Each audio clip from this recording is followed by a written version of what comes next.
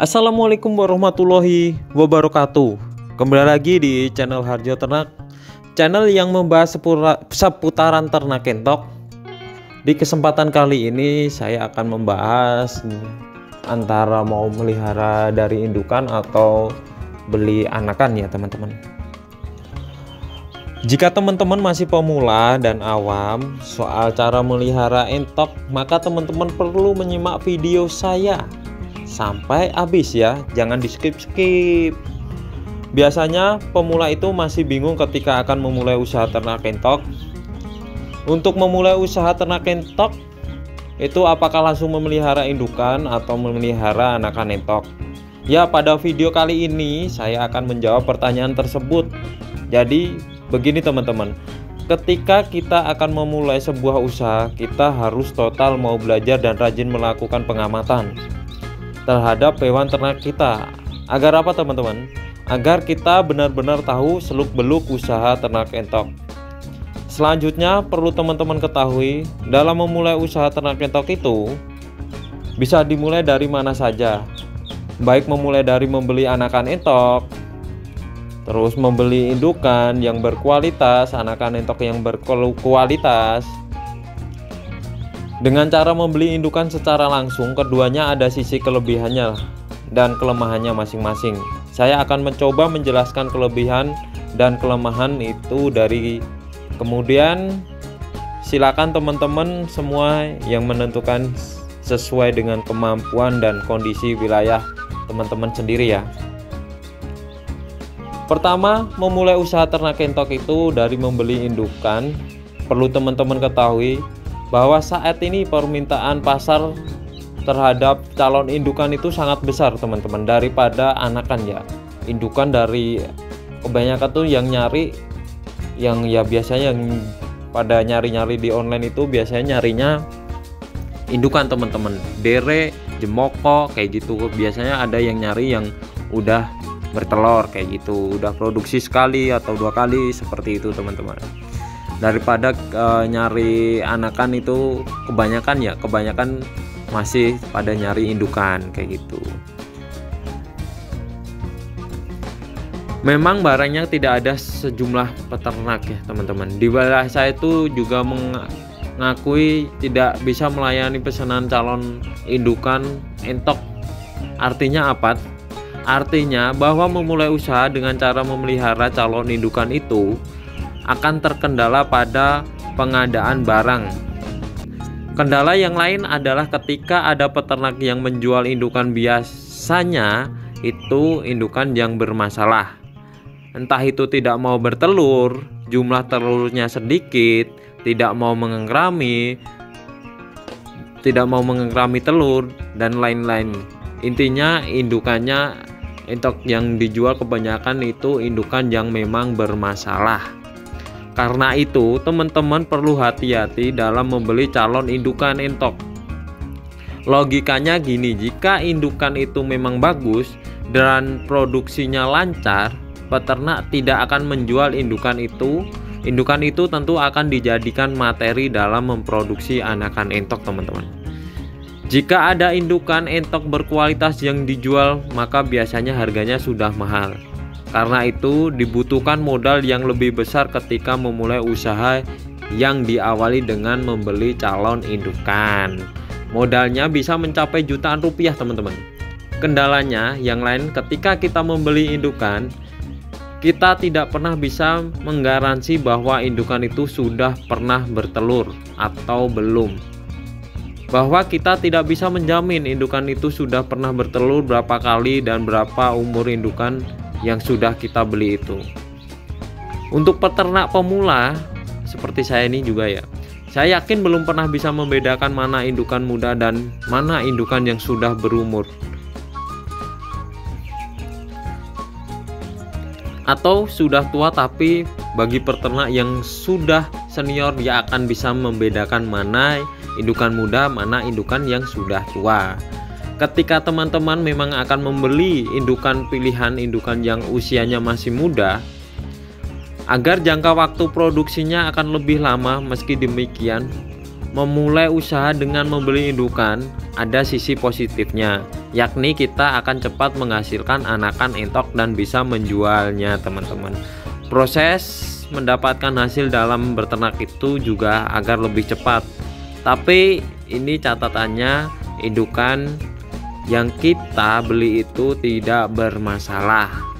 Tapi kalau indukannya bermasalah teman-teman, yang kita beli itu, maka kita akan merugi di kemudian hari, buang-buang pakan, buang-buang waktu kayak gitu. Ketika indukan yang kita beli kondisinya normal dan langsung bisa menghasilkan, maka kita akan lebih cepat dalam balik modal. Jadinya kalau lancar produksinya, indukannya bagus, modal baliknya cepat teman-teman. Kemudian cara yang kedua dalam memulai usaha dari memelihara anak entok, yang pertama terkait dengan kelemahannya. Kelemahannya ketika kita membeli anakan entok, yang pertama soal waktu yang dibutuhkan itu cukup lama untuk prosesnya teman-teman. Sekitar 6 bulan entok yang kita besarkan baru bisa berproduksi. Nah, maka kemudian hal ini akan menguji kesabaran teman-teman semua dalam berternak. Kalau kita membeli indukan langsung, maka mungkin 1 bulan atau 2 bulan indukan itu bisa bertelur dan menghasilkan anak-anakan. Entok, anakan entok, teman-teman beli anakan entok harus membesarkan mulai dari umur 0 kemudian sampai dia menginjak usia produksi, yaitu sekitar 6 bulan sampai 8 bulan lah. Waktu yang cukup lama teman-teman. Teman-teman harus bersabar menanti entok-entok kita itu menghasilkan anak-anakan entok. Jadinya harus sabar banget. Kemudian yang selanjutnya adalah usia anakan entok itu merupakan usia yang rawan sehingga kita harus lebih jeli dan melakukan perawatan. Ketika teman-teman keliru dalam membeli atau ketika teman-teman keliru dalam merawat anak-anak entok, bisa jadi malah anakan entok kita sudah beli mati semua. Karena itu dalam memulai usaha dengan membeli anakan entok itu harus lebih teliti, lebih jeli.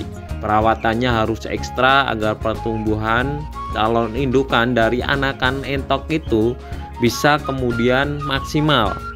Adapun kelebihannya dengan membeli anakan entok, pertama tidak membutuhkan modal terlalu banyak, hanya sekitar 1,5 sampai 2 jutaan teman-teman untuk membeli bibit saja. Selanjutnya dengan kita membeli anakan entok, kita akan lebih paham, pernah pernik dalam merawat anakan entok. Kita lebih paham teman-teman perawatan anak entok, kemudian kita lebih paham vaksin pertumbuhan bagaimana. Intinya ketika kita memelihara anak entok, membesarkan anak entok itu, maka kita akan lebih paham terkait dengan perkembangan anak-anak yang kita rawat. Akan lebih paham, lebih tahu soal pertumbuhannya sehingga kita akan mempunyai pengalaman dalam membesarkan anakan entok, yang itu nanti akan berguna bagi para pelanggan, bagi calon pelanggan kita nanti.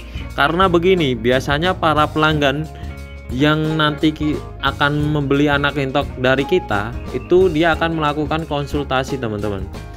Jadi ketika kita sudah mengeluarkan anakan entok, kita bisa memproduksi anakan entok itu, kita itu nanti akan beralih profesi menjadi semacam konsultan para pelanggan kita yang membeli anakan entok dari kita. Nah, pasti akan nanya, "Bang, ini entok saya kok lemes, nafsu makannya kurang, atau kemudian pilek atau apa kayak gitu, atau lumpuh, terserang penyakit." Pasti mereka akan banyak ke kita kalau kita belum pernah mempunyai pengalaman membesarkan anak-anakan.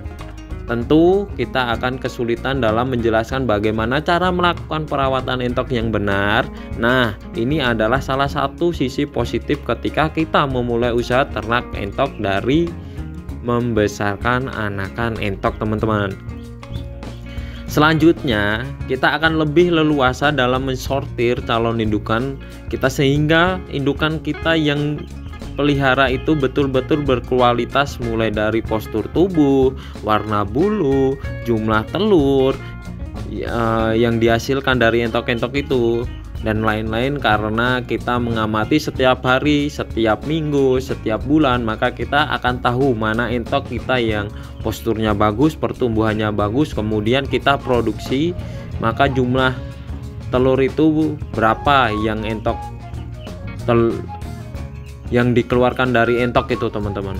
Biasanya ada 15, yang itu ada yang 20, yang lain-lain. Kemudian jumlah produksi telur itu sedikit, maka bisa kita sortir, bisa kita jual, atau warna bulunya kurang bagus bisa kita jual.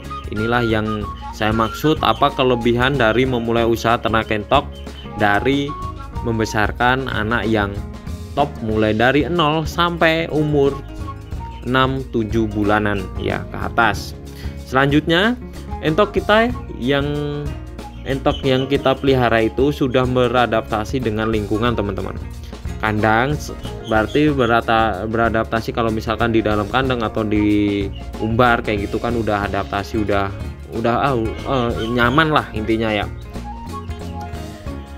Lebih aman dari penyakit. Berbeda ketika kita membeli indukan yang jumlahnya banyak dari beberapa peternak, teman-teman, maka akan rawan terserang penyakit. Kita sudah sering mendengarkan cerita apa para peternak itu membeli indukan atau entok dari luar kandang tanpa dikarantina, kemudian langsung dimasukkan, teman-teman, ke kandang, maka beberapa hari satu kandang itu bisa habis. Nah, dengan cara membeli anakan entok, membesarkan anakan entok, akan minim terjadi seperti ini. Nah, inilah beberapa kelebihan dan kekurangan dari cara memulai usaha ternak entok, teman-teman. Baik itu dari membeli indukan langsung maupun membesarkan anakan. Silakan teman-teman memilih, menentukan mana yang lebih cocok bagi teman-teman dan mana yang tidak cocok bagi teman-teman, sehingga teman-teman lebih mantap, lebih relax, enjoy lah dalam melakukan berternak. Sekali lagi, saya tidak memaksakan teman-teman harus memulai usaha dari membeli indukan langsung misalkan atau membeli anakan langsung. Silakan teman-teman menentukan sendiri sesuai dengan kondisi wilayah masing-masing. Karena apa, teman-teman?